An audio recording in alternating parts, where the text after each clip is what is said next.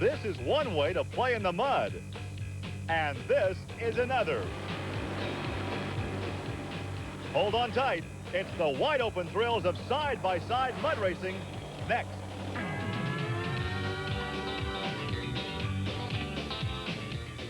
This is Trucks and Tractor Power, featuring the all-stars of the four-wheel and off-road Jamboree Summer Nationals.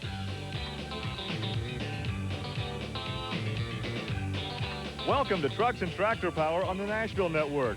Today we're at the Bloomsburg Fairgrounds in Bloomsburg, Pennsylvania for the 4th annual four-wheel and off-road Jamboree Summer Nationals. Hi everybody, I'm Gary Lee alongside Army Armstrong, and today it is side-by-side mud racing. Well, Gary, we've already shown the fine people around America on TNN mud racing this year, but it was single lane, single pass mud racing. Today it's a whole new animal, side-by-side mud racing, and a little element of danger here that we haven't seen before. And a lot of the drivers, really, to be honest with you, are not real comfortable with running side-by-side with somebody else. But the fans are going to love it. Stay tuned. We're going to kick up the mud side-by-side in the Keystone State.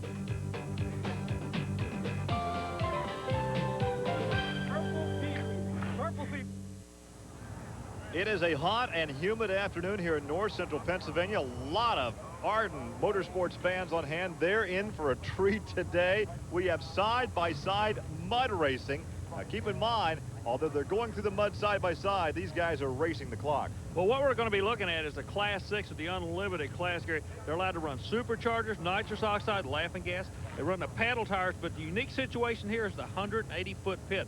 This allows these behemoth horsepower-making vehicles to go quick, go hard, and use all that horsepower. And look at the diverse design. Each guy seems to have an idea of what's going to make his vehicle go fast. Sean Kravetsky with a 40 cases later. I love the names of some of these. Brian Mayetta in Foolish Pleasure. Now remember, both of them are working into the lanes. Now the four-wheel drive club with the Pine Creek Four-Wheelers Club, they are the people that are coming to donate their time for this sport. The optical illusion is of a side-by-side race. Remember, you're only running the clock. I'm impressed. Well, Mayetta will take the quicker of the two times at 3.287. So that becomes the time to beat. That is the standard bearer this afternoon. 3.287 for Foolish Pleasure. And there is the time for Sean, 3.559. Army, we look again. Well, both vehicles drawing #1 in their respective lane. Know they got a good, smooth path to go down. Well, we take a look at our second matchup, Dean Crotier in Fireball. And he will be going up against Stephen Abbott in Total Obsession. You know, a minute ago, you mentioned the versatility of the body styles in this sport. The Fireball on the right side, Total Obsession left side, full body vehicle on the left side, a fiberglass replica of a Jeep body on the right side. Neither one of these vehicles supercharged, but they both run the nitrous oxide or laughing gas. They will flat make some horsepower for you, Gary. Good run there for Abbott. And his time is 3.325. That would be second quick, but still not fast enough to take that #1 position. And there is the 4.949 for Dean Crotier. What's interesting, we were talking about the scoop tires. Watch the vehicle on the left. He gets up and gets on top of the mud, so to speak. The scoopers are on the rear. They run a 45-degree angle tire on the front to help pull the vehicles straight. Going straight is the biggest problem in this sport, Gary. Randy Gehring, bad to the bone, a unique vehicle. He has the paddle tires in the back, the cut on the front, and Andrew Heister in the Mighty Mudder. Now, you'll watch some of these guys go down through there and look like a bobsled banging off the sides of the bobsled run. Yeah, that's exactly right, and that's kind of dangerous because if you look, the mud is built at about a 45-degree angle. If you were to catch it just like that, he's in trouble. Whoa! He's headed right for the stage, does make contact. There are some jump cars down there acting as a buffer. It was just a love tap. Didn't hit him too hard, but he was totally out of shape coming out of the mud. Look at his visor. Look how muddy he is. That's exactly what I was talking about. They cut the trackers about a 45-degree angle on the side. When he got up on the side, he was coming out of there. There wasn't anything he could do about it. He's to the left side of the track now. He comes across.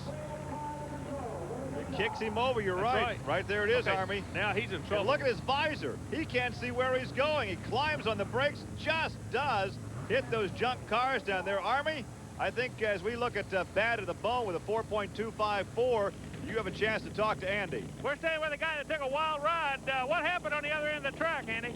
I've got a little squirrely coming out. It's nice fit at the start. In the middle, we got a big puddle of water. Just a little bit too sloppy on the way out. The water come up. I couldn't see nothing. I caught a glimpse and I was going over towards the stadium there, and I got enough time to lock it up. Hang in there. You're looking good. Thank you. As Andy walks back to his vehicle, we take a look at Mark House at Locust Grove, Virginia in pure hell.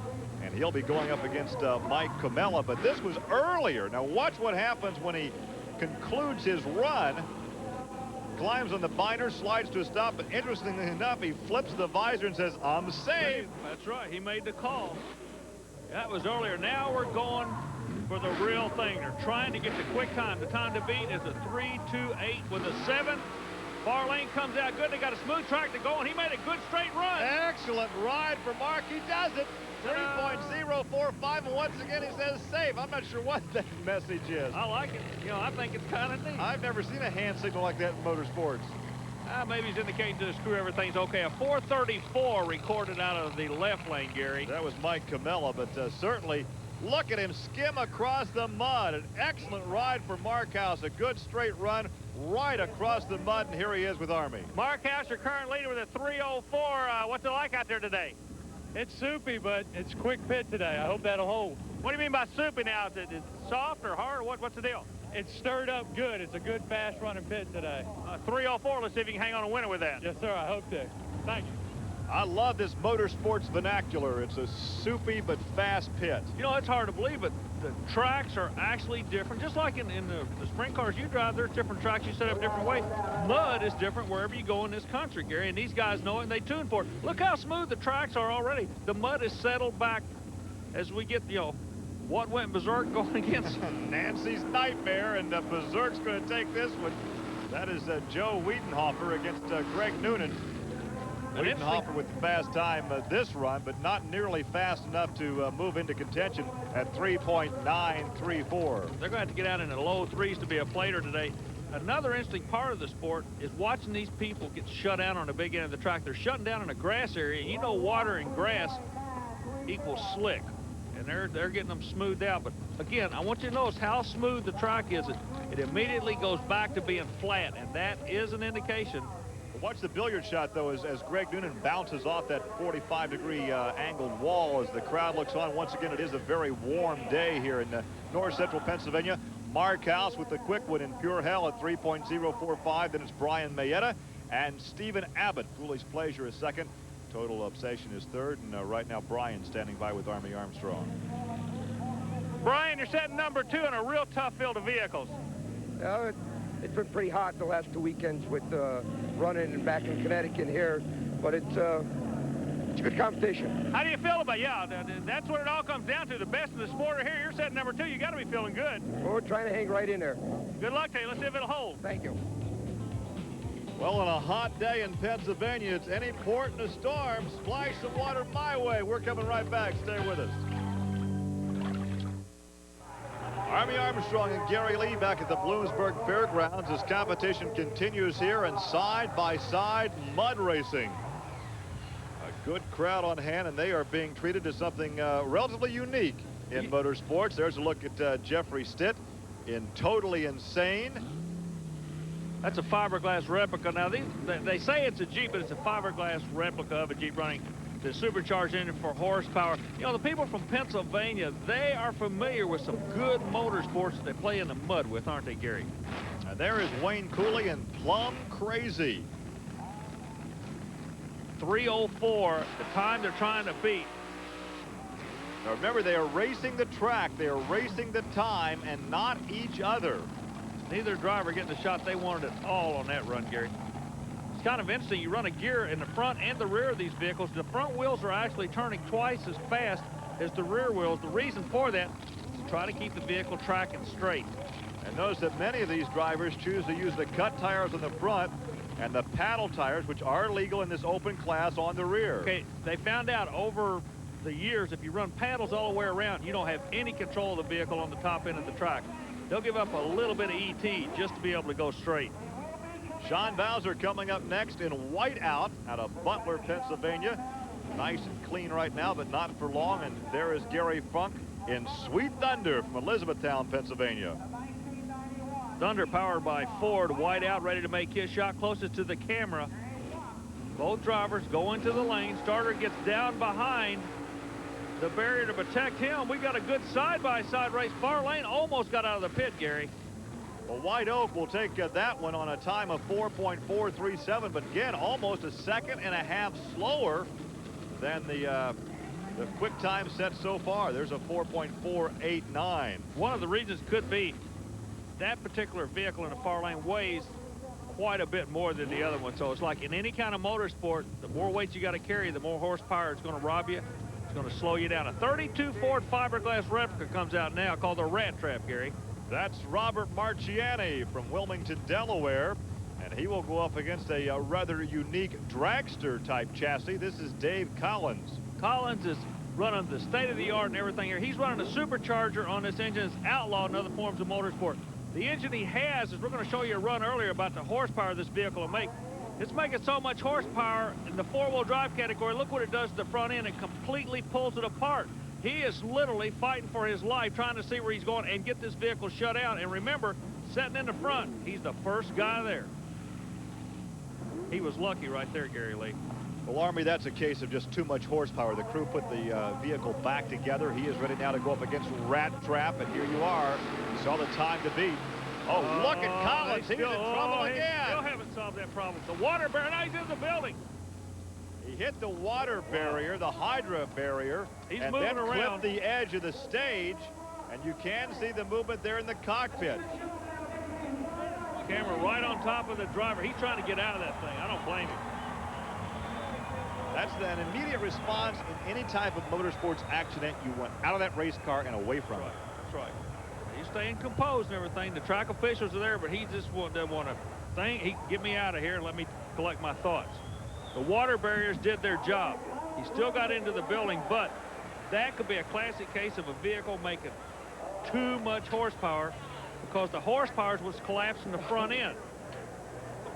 Once again, he had to be mindful of that run earlier when he had trouble. Sure. Now he is really going to be thinking about the run here. Let's take a look again. The front end's collapsed. Yeah, he's just riding. He's sitting on the nose cone of a missile right now, and he doesn't know where that puppy's going. He should have pulled the chute and climbed in the binders back about midstream. No chute, no binders. This is mud racing, Gary. We wanted to give you this shot. This is what our photographer Kirk Hepburn saw. Now he maintains his post as the vehicle comes right at him, and there's the splash of the water. Oh, it's a lot safer up here in the press box. He did it for the fans to give you an idea of what it's all about. Now, once again, the driver is okay, Dave Collins, but he has had a tough time here. You can see the damage. That would be the right front. Well, like an Indy car hitting the wall, wasn't it, Gary? You know, Army, it's mindful of an early rear-engine Indy car back in the 60s. A ton of horsepower, but a very fragile race car. He was very lucky there not to be injured. The crew continues to work, and Army, you have made your way over to talk to Dave Collins. Well, first of all, we're glad you're okay. We understand you're the new leader, but man, what a price to pay. What happened down there? Well, same thing yesterday. We had trouble with the steering. I was up all night this morning working on it. Got it straightened out, thought it was straightened out, and when I came out on the left side again, the thing let go again, and I had no control. Okay, the steer, is it collapsing? Is it bending? Are you hitting the wall? What's causing the problems? I think the rack, I haven't looked at it this time. I think the rack might have let go again. We have too light of a rack in it. We're glad you're okay. I tell you, you scared a lot of us. Thank you. Well, Army, you mentioned that he took over the lead. The officials have disqualified him because he went out of bounds. So just as he took the lead, time-wise, the vehicle was disqualified, and now it's back to the race shop, and time to put that car back together. Just look at that time, though. 2:71, under 3 seconds. But the water barrier, if the water barriers had not been there, Gary, he would have been hurt. So the Yodock water barriers are doing what they're supposed to do. We're going to see more and more of those I hope so. motorsports in the seasons to come. As we take a look at the next pairing, Dave Ray against Dale Small. Small in the Desperado 2, and Dave Ray in the Midnight Magic. A pickup truck versus the Jeep. The concrete four-wheelers getting them into the lanes and look at all the action. Here we go again. Well, they popped the rubber off the right front of that pickup truck. Hey, Gary, they keep banging a wall on the side of these things, and the walls are doing a lot of damage. The walls are getting them in trouble.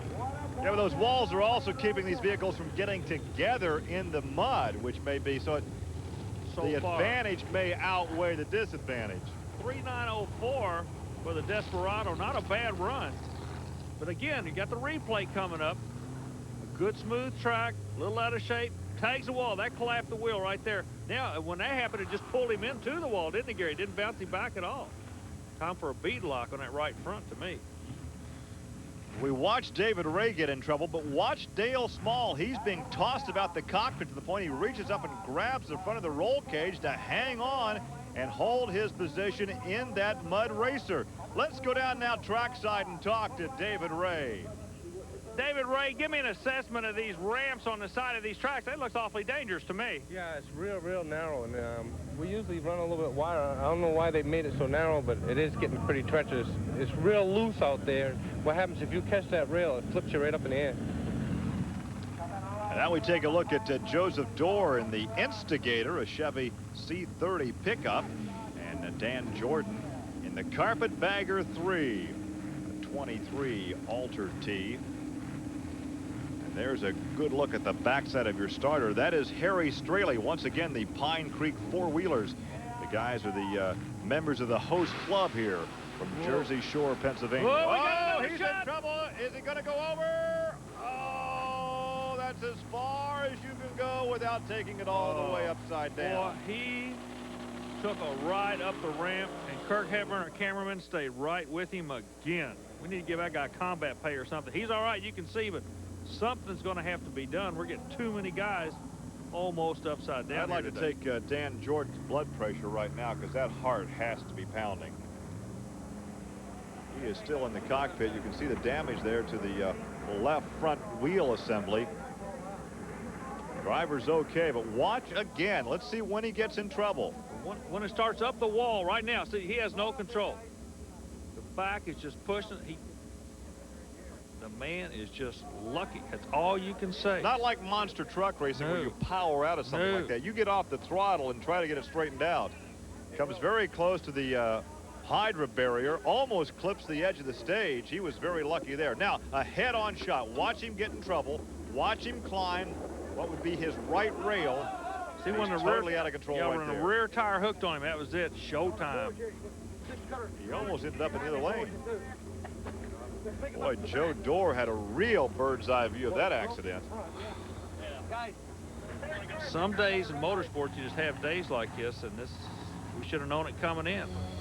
Seems like some of the fastest runs have been disqualified because they've gone out of bounds. The Carpetbagger at 3.132, but he's being towed to the sideline. The Instigator's time, incidentally, was 5.008. We'll step aside right now and let him tow that vehicle back to the paddock area and come back with more after these messages. Roll out those hazy, lazy, crazy days of summer. It's a hot, humid one here in north central Pennsylvania. We're at the Bloomsburg Fairgrounds for the four-wheel and off-road Jamboree Summer Nationals. And of course, these Jamborees are more than just great racing action. To find out more about the Jamborees, write or call the Special Events Company. And one of the guys that has provided so much action this afternoon is standing by with Army Armstrong. Dan, you go a 3-teen something, but the building doesn't move one bit when you take it, does it? No, that building's quite in place. Are you okay? Oh, yeah. What caused it to look like you just came out like a launching pad off an aircraft carrier? Well, there's a little hump on the wall down there, and under full power, I hit the wall and kind of launched the front end up in the air. I think you found out one of the classic things that mud racers and sprint car drivers are finding out when you're flying through the air. The greatest set of brakes in the world don't work one bit, do they? They sure don't. But that never stops you from hammering those brakes as you're flipping or flying through the air. Class 6 Unlimited, once again, Mark House continues to lead. David Ray is now second, and Brian Mayetta now rounds out the top three. All right, the final two. Got a big block Chevrolet coming out. Big Ali should be doing the driving. He'll be in a far lane. He's going against a nitrous-powered Ford vehicle, closest to 32 Ford. Tony Pasilla in the 32 Ford Crown Victoria. He punches the button. Boom! Oh, he blew that one up. When he hit the nitrous button. Well, there's the time for Big Al. And the driver's okay. We got a replay. Watch it. You can tell when he hits the nitrous button right now. Boy, a pitcher doesn't lie, does it, Gary? It's also worth 1,000 words and maybe $1,000 in damage. So Mark Howes hangs on to win in pure hell, and he is with Army Armstrong. Mark, congratulations. You sat out there, you laid your cards on the table, but you had to sweat BBs because they were definitely coming after you today. Yeah, it was hard. I was glad we held on to number one. My brother did a lot of changes in the car and made it run a lot better. If you had to do anything different, would you make any changes at all, or just the right combination at the right time? The right combination at the right time. Try and run your car to fit the track. Congratulations. You did a super job this week. Thank you. And that will wrap it up for us here at Bloomsburg, Pennsylvania. Our congratulations to Mark Howes. For Army Armstrong, I'm Gary Lee. Join us next week for Trucks and Tractor Power. Now stay tuned for news of an exciting new home video release from Diamond P Sports.